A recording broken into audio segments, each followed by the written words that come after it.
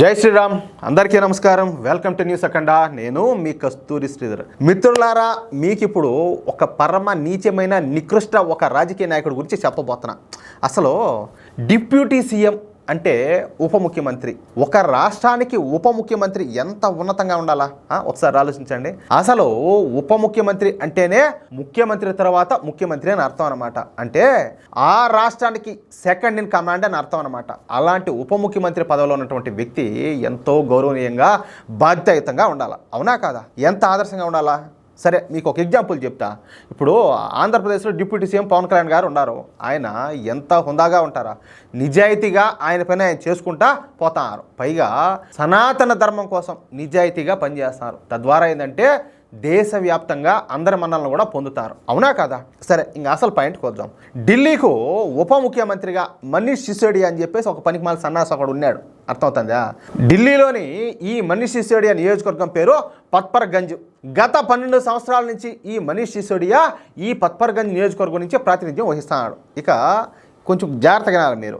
ఢిల్లీలో మొత్తంగా 70 అసెంబ్లీ నియోజకవర్గాలు ఉన్నాయన్నమాట. ఈ 70 అసెంబ్లీ నియోజకవర్గాలలో ప్రతి నియోజకవర్గానికి కూడా ఒక అధికారిక ఎమ్మెల్యే ఆఫీస్ ఉంటుంది. అంటే ప్రతి నియోజకవర్గంలో కూడా ఎమ్మెల్యే గారు తన కార్యక్రమాలు చూసుకోవడానికి ఒక ప్రభుత్వ ఆఫీస్ అయితే ఉంటుందన్నమాట. అది కేవలం ఎమ్మెల్యేలకు మాత్రమే, అర్థమైందా? అంటే ఢిల్లీలోని 70 అసెంబ్లీ నియోజకవర్గాల్లో 70 ఎమ్మెల్యే ఆఫీసులు ఉంటాయన్నమాట. అదేవిధంగా ఢిల్లీ మాజీ ఉప ముఖ్యమంత్రి ఈ మనీష్ సిసోడియాకు కూడా తన నియోజకవర్గమైనటువంటి ఈ పత్పర్గంజ్లో ఒక ఎమ్మెల్యే ప్రభుత్వ ఆఫీస్ అయితే ఉన్నింది. సరే, మొన్నటి ఢిల్లీ ఎన్నికల్లో ఈ మనీష్ సిసోడియా ఓడిపోయినాడు. ఇంక ఈయన గారు ఓడిపోవడంతో మనీష్ సిసోడియా మొన్న రాత్రి ఏం చేసినాడు తెలిసిన?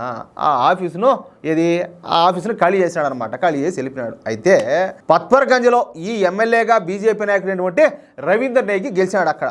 ఇక రవీందర్ నేగి ఈ పత్పర్గంజ్లోని ఎమ్మెల్యే ఆఫీసు ఎలా ఉండదో చూద్దామని చెప్పేసి నిన్న ఆడికైతే పోయినాడంట. ఏది? ఆ ఎమ్మెల్యే ఆఫీస్కు. ఇక ఆఫీసును చూసి ఈ బీజేపీ నాయకుడైనటువంటి ఈ రవీందర్ నేగి ఒక్కసారిగా షాక్ అయిపోయినాడు. చూసి కాసేపటి వరకు ఆయన తల తిరిగినట్టయిందంట, తలగా పనిచేయాల. అసలు ఆయనకేం అర్థం కాల. దానికి కారణం నాకు చెప్తా, మీరు కొంచెం ఓపిక పట్టాలా. ఎందుకంటే ఆ ప్రభుత్వ ఎమ్మెల్యే ఆఫీసులో 250 ఖరీదైన కుర్చీలు, అదేవిధంగా ఎల్ఈడి టీవీలు, సౌండ్ సిస్టమ్స్, సోఫాలు, టేక్తో తయారు చేసినటువంటి టేబుల్స్, 7 ఏసీలు, 15 ఫ్యాన్లు ఉండాలంట. అర్థమైందా?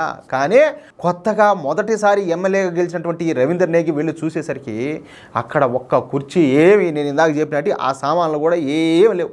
లెక్క ప్రకారం అయితే 250 కుర్చీలు అని చెప్పేసి లెక్కలో రాసి ఉండాలి. కానీ అక్కడ ఒక్క కుర్చీ కూడా లేదంటే. ఇంకా ఎల్ఈడి టీవీలు, ఈ సౌండ్ సిస్టమ్స్, సోఫాలు, టేక్తో తయారు చేసిన టేబుల్స్, ఈ 7 ఏసీలు, 15 ఫ్యాన్లు, వీటన్నింటిలో ఏ ఒక్కటి కూడా ఆ ప్రభుత్వ ఎమ్మెల్యే ఆఫీస్లో లేదంట. ఎందుకంటే వాళ్ళు దండుపాలెం బ్యాచ్, వాళ్ళ అసలు ఆయన ఎవరు అధినాయకుడు కేజ్రీవాల్ ఎట్టడు, ఆయనే సారాయి దొంగ, ఎళ్ళదేమన్నది, అవునా కదా? వీటన్నింటినీ ఢిల్లీ మాజీ ఉప ముఖ్యమంత్రి ఈ మనీష్ సిసోడియా అతని మనుషులు కలిసి ఇవన్నీ కలిసి ఎత్తుకోమన్నారట. అన్నీ పిక్కొని ఎత్తుకోమన్నారు అన్నీ కూడా. అంతేకాదు, చివరికి ఏం తెలుసా, ఈ డోర్ కట్టన్లు ఉంటాయి చూడండి, ఆ డోర్లకి వేసే కట్టన్లు కూడా అవి కూడా బిక్కొనిపోయినారు. ఎంత ముందష్టం ఉండా కొడుకులో వీళ్ళు ఒకసారి ఆలోచించండి. అది కూడా ఏది? ప్రభుత్వ ఆఫీస్. అది ఏమైనా అయింది అది? అంటే ఆ ప్రభుత్వ ఎమ్మెల్యే ఆఫీస్లో ఏది తోసుకునేదానికి 2 పాత పొరకట్లు, అదే చీపుర్లు అంటారు చూడు, అవి తెప్పితే ఇంకేం మిగల్చలేదంట. అంతా ఖాళీగా ఉన్నది. దీంతో అది చూసినటువంటి బీజేపీ తాజా ఎమ్మెల్యే ఈ రవీందర్ నేగికు కరెంట్ షాక్ కొట్టేంత పని అయిపోయిందంట. వెంటనే ఇమ్మీడియట్గా మీడియాని పిలిచి ఆఫీస్ మొత్తాన్ని కూడా మీడియాకు చూపించాడు. అంతేకాకుండా తాను అధికారికంగా అసెంబ్లీలో ఎమ్మెల్యేగా ప్రమాణ స్వీకారం చేసిన తర్వాత ఈ మనీష్ సిసోడియా పైన కేసు పెడతానని చెప్పేసి స్పష్టం చేసినాడు. దీన్ని బట్టి ఆమ్ ఆద్మీ పార్టీ నాయకులు ఎంత కకృతి వెదవలో మీరందరూ కూడా అర్థం చేసుకోండి. మళ్ళీ వీళ్ళు అబ్బా ఏమని చెప్పి రాజకీయాలు వచ్చారు, మేము అవినీతి అనేది మేము కడిగి పారేస్తాము, మేము తోచాము, దానికోసం మేము ఈ చీపురు కట్ట మేము గుర్తుని తెచ్చుకున్నాం మేము అని చెప్పి చేశారు. ఆఖరికి ఏం చేశారు, ప్రజలు ఆ గుర్తు సింబల్తోనే కొట్టి పంపించారు ఈపులు బయలుగా, అవునా కాదా? వీళ్ళు చేసిన ప్రసంగాలు, వీళ్ళు చేసిన బిల్డప్లు మావుటియా?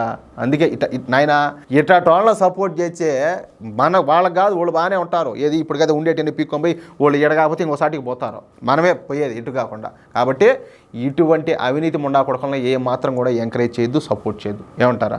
అది మ్యాటర్ అయితే. మిత్రులారా, ఈ న్యూస్ కనుక మీకు నచ్చినట్టయితే ప్రతి ఒక్కరు కూడా ఈ న్యూస్ని షేర్ చేయండి. అదేవిధంగా మీ యొక్క అమూల్యమైన అభిప్రాయాలు ఖచ్చితంగా కామెంట్ చేయండి. ఇంతవరకు మన ఛానల్ సబ్స్క్రైబ్ చేసుకోకపోతే సబ్స్క్రైబ్ చేసుకోండి. ప్లీజ్ సపోర్ట్ చేయండి. జై శ్రీరామ్.